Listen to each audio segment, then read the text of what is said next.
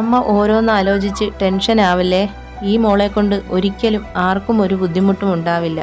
അതെ, ഞാൻ ദേവകിക്കുട്ടി എന്ന് വിളിക്കുമെങ്കിലും കേൾക്കുമ്പോൾ തന്നെ സുന്ദരിയാണെന്ന് തിരിച്ചറിയുന്ന ദേവിക എന്ന എൻ്റെ അമ്മയുടെയും, കണ്ടിട്ട് പോലുമില്ലെങ്കിലും അമ്മയുടെ വാക്കിലൂടെ തിരിച്ചറിഞ്ഞ ഉറച്ച തീരുമാനം കൈക്കൊള്ളുന്ന ശേഖറിൻ്റെയും മകളാണെന്ന തിരിച്ചറിവിൽ തന്നെയാണമ്മേ ഞാൻ മുന്നോട്ട് പോകുന്നത്. എൻ്റെ അമ്മയെ എനിക്ക് നന്നായി അറിയാം. എൻ്റെ അമ്മയുടെ തീരുമാനങ്ങൾ ഉറച്ചതും നല്ലതും മാത്രം ആയിരുന്നിരിക്കണം. അതുകൊണ്ട് മാത്രമാണ് ഞാൻ അമ്മയോട് എൻ്റെ അച്ഛനെക്കുറിച്ചോ വലിയ തറവാട്ടിൽ ജനിച്ച അമ്മയും അമ്മ പ്രസവിച്ച ഈ മോളും ഈ അവസ്ഥയിൽ എങ്ങനെ ആയി എന്ന് ഞാൻ ചോദിക്കാത്തത്. ആ അമ്മ അവളെ ആദ്യമായി കാണും പോലെ ആശ്ചര്യത്തോടെ അവളെയും അവളുടെ വാക്കുകളെയും ശ്രദ്ധിച്ചു. അവർ പോലും അറിയാതെ അവരുടെ നാവിൽ നിന്നും ശ്രീകുട്ടി കേൾക്കും വിധം തന്നെ പുറത്തേക്ക് വന്നു, മോളെ, നീ അച്ഛൻ്റെ മകൾ തന്നെ.